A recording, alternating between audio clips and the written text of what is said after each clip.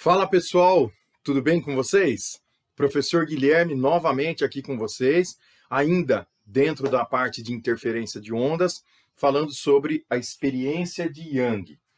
Professor, nós já discutimos a experiência de Young na aula anterior, claro. Entretanto, naquela aula, eu mostrei para vocês apenas uma aproximação. Falei, moçada, o ΔX, que é aquela diferença de percurso que a gente usa para poder interpretar se a interferência é construtiva ou destrutiva, eu fiz só um pulo do gato ali, né? Só coloquei para vocês como é que é a aproximação. Então, no lugar do ΔX, nós utilizamos Y vezes D dividido por L, tá certo? Então, a pergunta que nós queremos responder agora é a seguinte: por que ΔX é aproximadamente igual a YD vezes L? Tá bom? Perdão, YD sobre L. E é essa a pergunta que nós vamos responder agora. Beleza? Vamos lá que eu estou junto com vocês, então.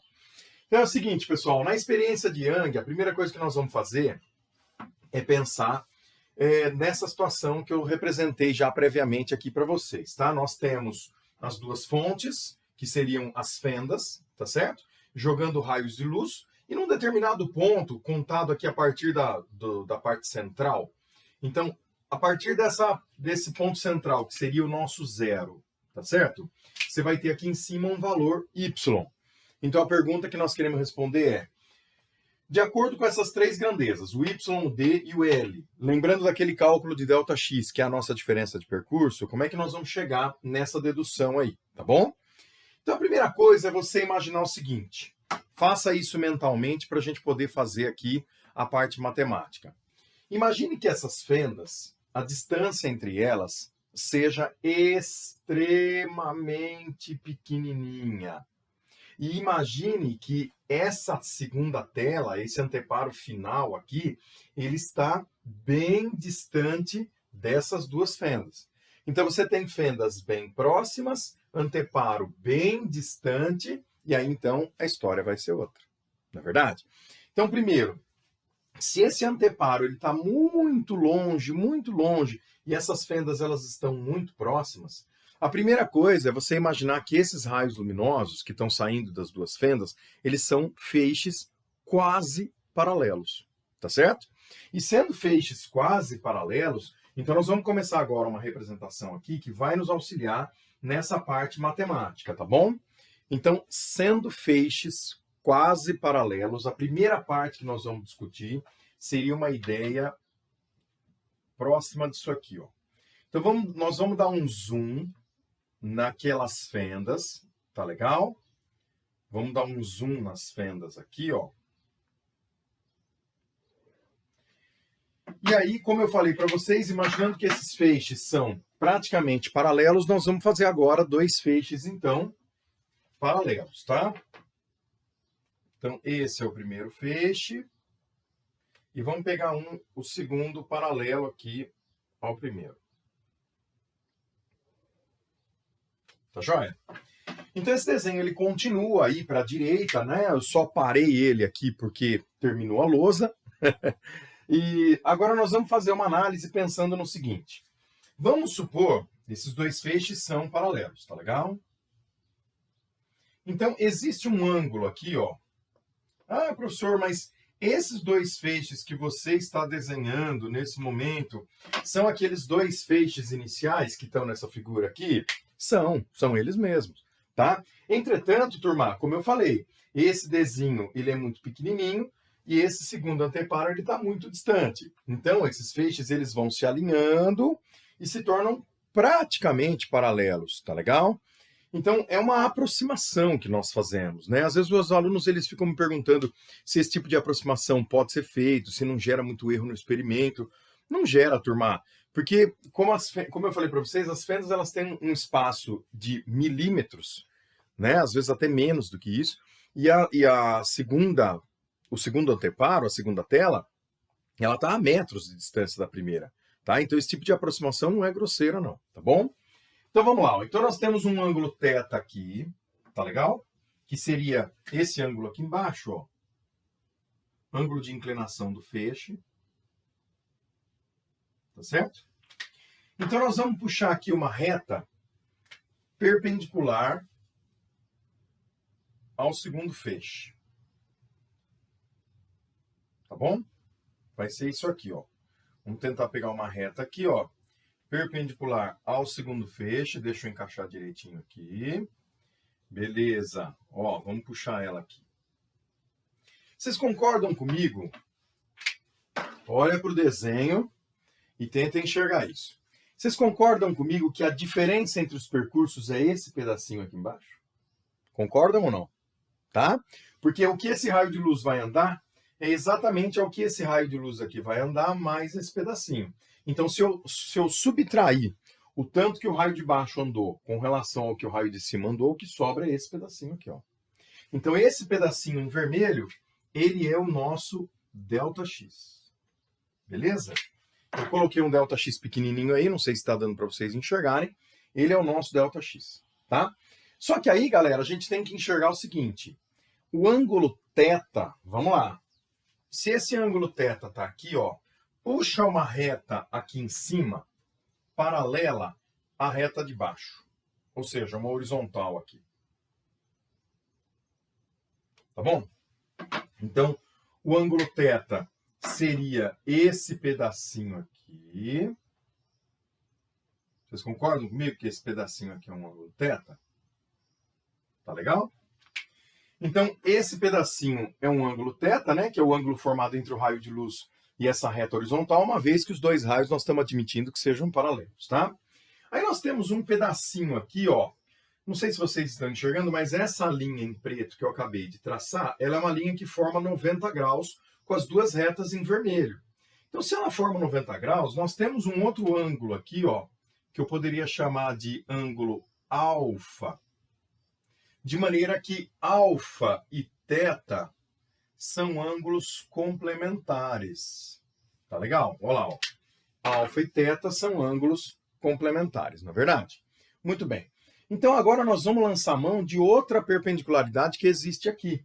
Se eu pegar essa reta horizontal e pegar essa linha vertical, eu enxergo que o ângulo θ ele está aqui dentro também, uma vez que alfa e θ são complementares. Enxergaram isso? Beleza? Então, nós temos um triângulo retângulo aqui. Ó, vou fazer pequenininho aqui embaixo. Esse ângulo é um ângulo de 90 graus. Tá legal? Esse carinha aqui é um triângulo retângulo. Nós temos o ângulo θ aqui. Olha o Dzinho. Vamos pegar o Dzinho, que é a distância entre as duas fendas, na experiência de Young. Tá certo? Então, esse é o nosso Dzinho. Bem ampliado. Isso aqui estaria com um zoom gigantesco, né? Tá bom? Então, eu tenho aqui o Dzinho, aqui o ΔX, aqui em cima o ângulo θ. Esse é o nosso triângulo retângulo. E nós vamos lançar mão agora de um cálculo para poder chegar nesse ΔX. Tá certo? Quem que é o ΔX em relação ao θ? Vamos lá? O ΔX em relação ao θ, ele é cateto... perdão, eu ia falar adjacente. Cateto oposto. O ΔX ele é cateto oposto a θ. Tá. Então, eu tenho cateto oposto ΔX. Esse aqui seria o cateto adjacente. E sempre quem está na frente do ângulo reto é que é a hipotenusa, né? Então, esse Dzinho aqui, ele está fazendo papel de hipotenusa. Então, eu tenho coisas que nós temos nesse momento em mãos. Eu tenho o ΔX, que é cateto oposto a θ. Eu tenho o Dzinho, que é a hipotenusa. Então, eu vou com seno, não é verdade? Então, se eu puxar o seno de θ, o que eu vou fazer? Cateto oposto, ΔX, sobre hipotenusa, Dzinho. Opa, o ΔX é que me interessa. Então, eu passo o Dzinho para o outro lado, de maneira que ΔX é igual a Dzinho vezes o seno de θ. Beleza? Muito bem, então dessa figura nós tiramos essa primeira expressão aqui, ó. Vamos deixar um destaquezinho nela para poder falar daqui a pouco, tá? Esse é o resultado final? Ainda não. Eu quero mexer um pouco mais com isso, tá bom? Então, o que eu gostaria que vocês analisassem junto comigo agora é o seguinte, pessoal. Vamos lá.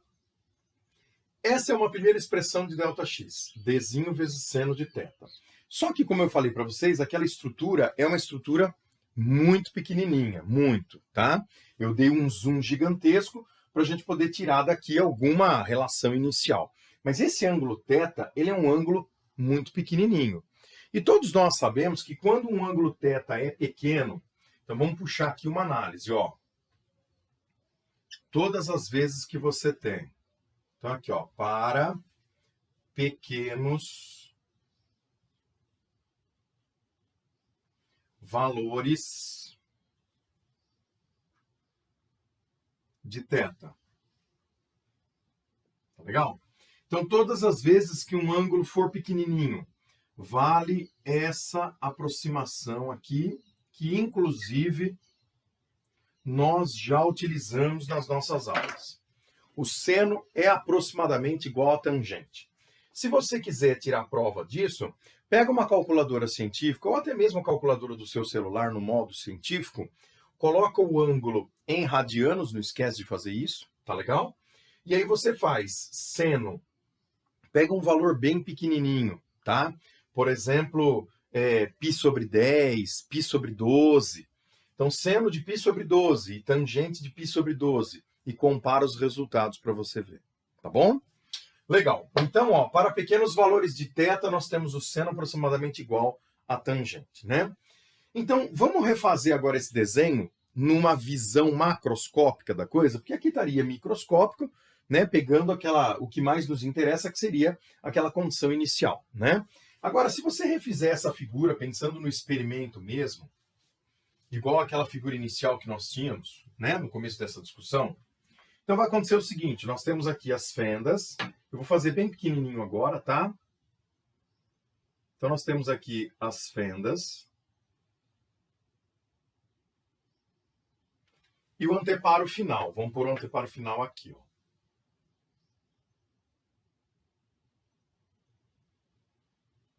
Mais ou menos, tá bom? E essas fendas, que a distância seria até menor do que essa mesmo, tá bom, turma? Olha lá, ó, vamos jogar as duas luzes no mesmo ponto. Tá legal? Lembra daquele ângulo θ, que foi o ângulo que eu tracei logo no comecinho da nossa discussão, que é esse mesmo ângulo que nós temos aqui.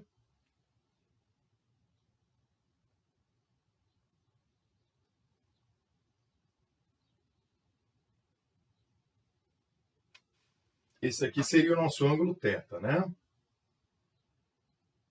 Eita. Vamos pintar ele em azul, igual nós fizemos no primeiro desenho. Beleza. Então aqui nós temos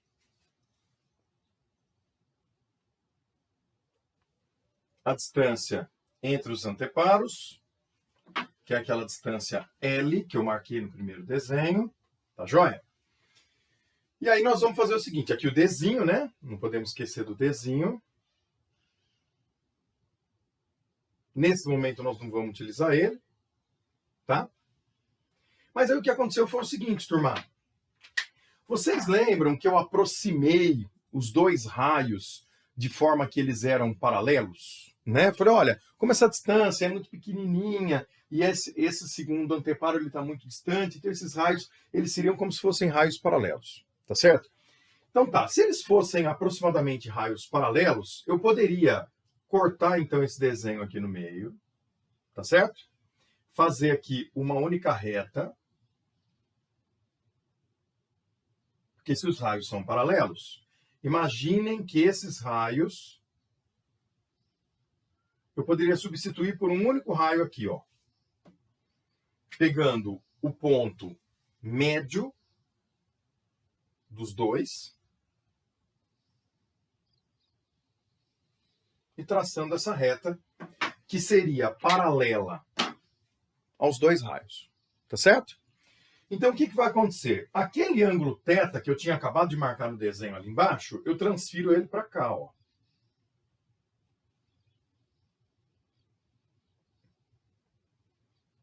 Vamos ver.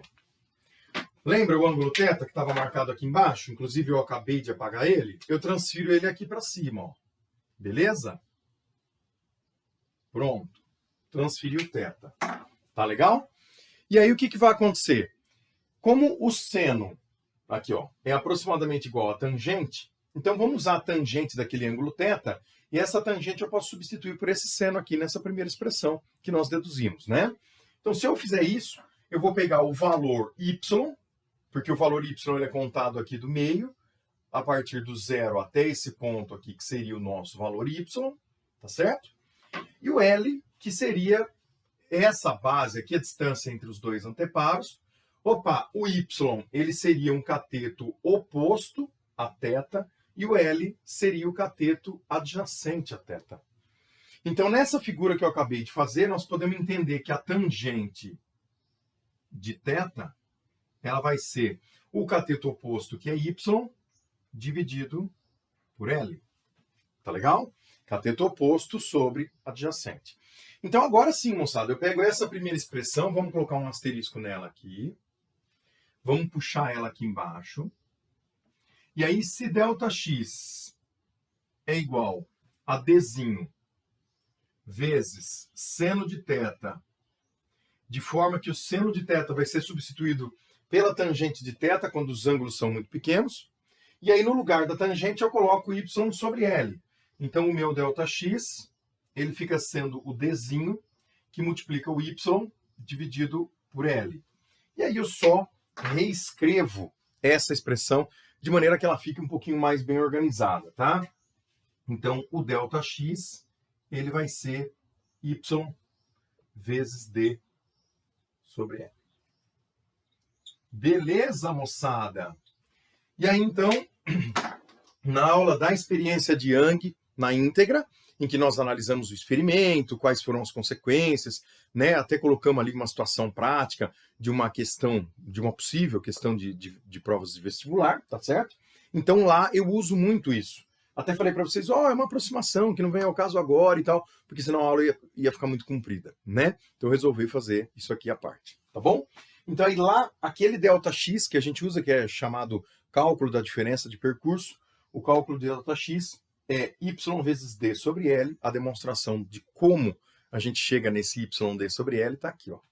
Beleza, pessoal? Muito bem. Então, fiquem aí com as anotações, eu agradeço muito a participação de todos vocês e me coloco à disposição. Precisando de alguma coisa, eu estou aí, é só entrar em contato comigo. Fisicamente, e vamos para cima, né? Vamos lá. Mente sempre pensativa, sempre criativa, sempre estudando bastante, sempre buscando conhecimento, né? Isso é muito importante, tá bom? Valeu, galera. Forte abraço. É isso aí.